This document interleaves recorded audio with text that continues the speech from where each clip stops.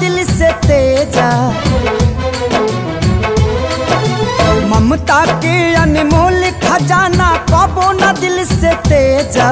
धड़केला हरदम बेटा खाती माई के करेजा, कुहकेला हरदम बेटा खाती माई के करेजा।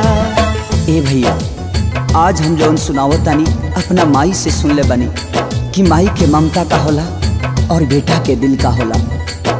सुनी ध्यान से सुन ल भाई एगो बेटा के कहानी, मनमोहनी के जाल में पड़ के कैलस बड़ा नादानी। भैया, जब वो कोठा के लड़की से वो लड़का के प्यार हो गई तो वो कहा शर्त रखलस, सुनी। हमसे कितना प्यार करेला साबित करके देखावा, काढ़ी करे जमाई के हमारा खातिर ले आवा। लड़का कलस बस इतना छोटा सा बात। प्रिया जाल में फंस के तब ऊ घर पे कमीना आइल, काहे मुँह झुराइल तो हर हो खबर लाल बुखाइल। ओ माई के ममता तो देखी, वो माई थाली में खाना परोस के वो लड़का के इंतजार में दुआरी पर बैठल बड़ी। कहली का, बाबू एने ओने के घूमल छोड़ा अपन देह सहेजा, एने ओने के घूमल छोड़ा अपन देह सहेजा। कुहकेला हरदम बेटा खाती माई के करेजा, धड़केला हरदम बेटा खाती माई के करेजा।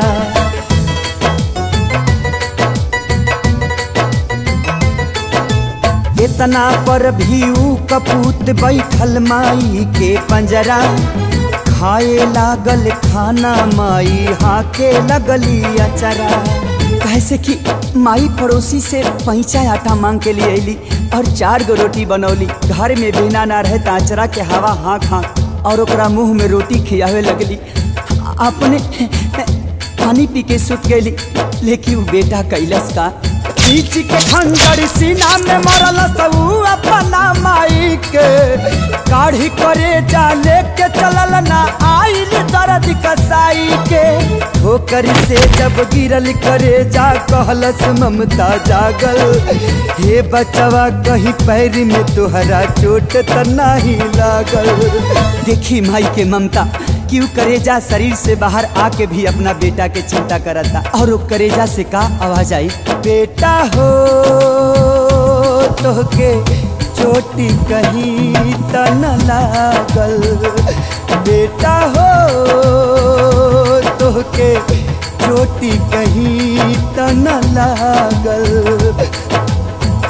और आखिरी बार वो करेजा से का आवाज आवता, सुनी। जहाँ जाए के बात हके जल्दी उठा के ले जा, जहाँ जाए के बात हके जल्दी उठा के ले जा।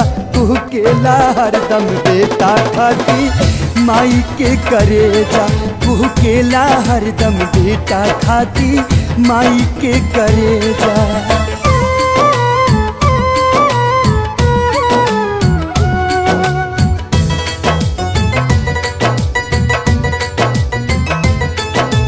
एक करेजा कहलस देखा के तना हई दीवाना हम, तोहरा खातिर माई के भी कैनी याद बेगाना हम। ठोकर मार के कहलस उल्टा कैसन बड़ा लाल हो, हवस के भूख में पड़ के माई के कैला हालाल हो। आज तलक न देखनी तोहरा जैसन पूती कसाई के, हमर कहो खब पापी जब न भैला अपन माई के।